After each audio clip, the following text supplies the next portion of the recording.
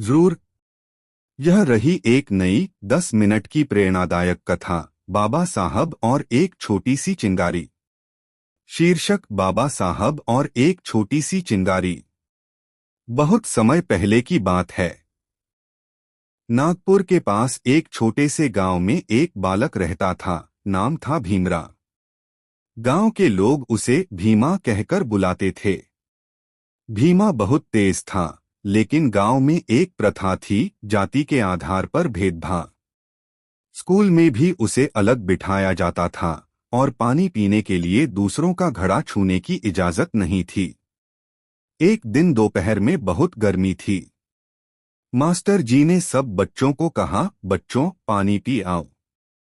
सब बच्चे दौड़े, पर भीमा चुपचाप बैठा रहा। मास्टर जी ने पूछा, अरे भीमा, तू क्यों नहीं जा रहा? भीमा बोला, मास्टर जी, मुझे पानी पीने नहीं मिलेगा। अगर मैं घड़ा छू लूं तो बाकी बच्चे नाराज हो जाएंगे।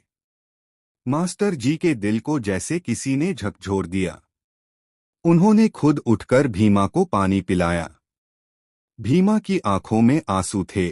उसने मन ही मन सोचा, एक दिन मैं ऐसा समाज बनाऊंगा जहां किसी को पानी पीने से, स्कूल में पढ़ने से या सम्मान पाने से कोई न रोके। वो दिन बीत गए।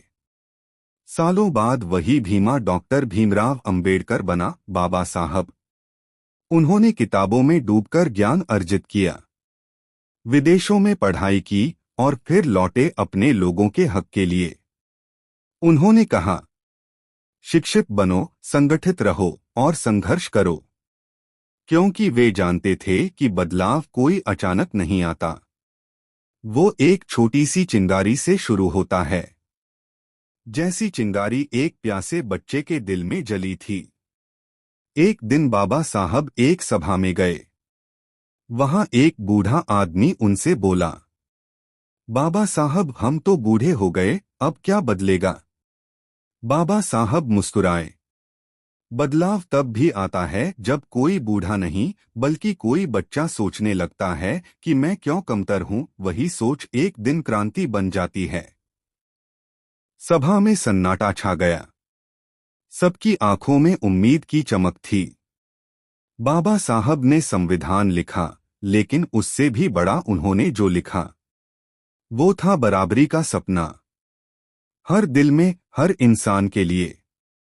आज जब भी हम किसी को सम्मान से देखते हैं, किसी को नीचे नहीं समझते, वो बाबा साहब के उस 10 साल के बच्चे की चिंगारी ही है, जो आज तक बुझी नहीं है। संदेश, अगर समाज में भेदभाव की दीवारें हैं तो जरूर।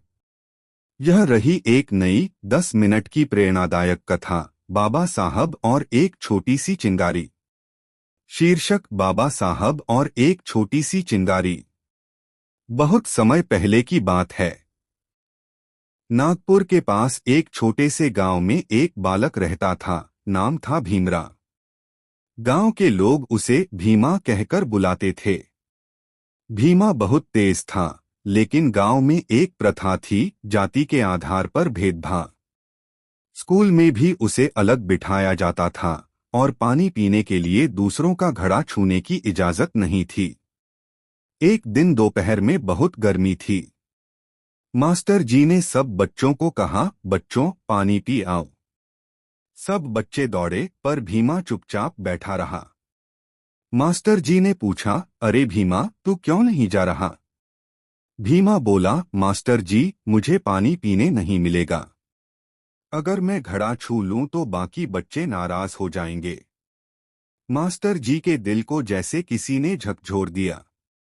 उन्होंने खुद उठकर भीमा को पानी पिलाया। भीमा की आंखों में आंसू थे। उसने मन ही मन सोचा, एक दिन मैं ऐसा समाज बनाऊंगा जहां किसी को पानी पीने से, स्कूल में पढ़ने से या सम्मान पाने से कोई न रोके। वो दिन बीत गए।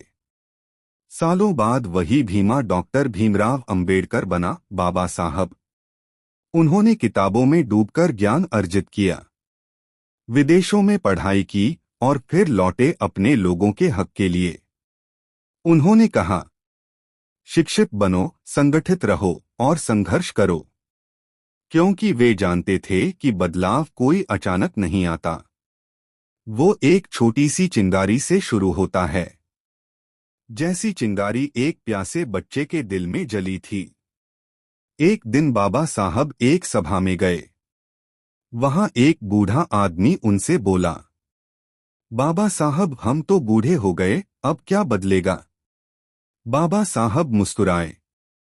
बदलाव तब भी आता है जब कोई बूढ़ा नहीं बल्कि कोई बच्चा सोचने लगता है कि मैं क्यों कमतर हूं। वही सोच एक दिन क्रांति बन जाती है। सभा में सन्नाटा छा गया। सबकी आंखों में उम्मीद की चमक थी। बाबा साहब ने संविधान लिखा, लेकिन उससे भी बड़ा उन्होंने जो लिखा वो था बराबरी का सपना, हर दिल में, हर इंसान के लिए।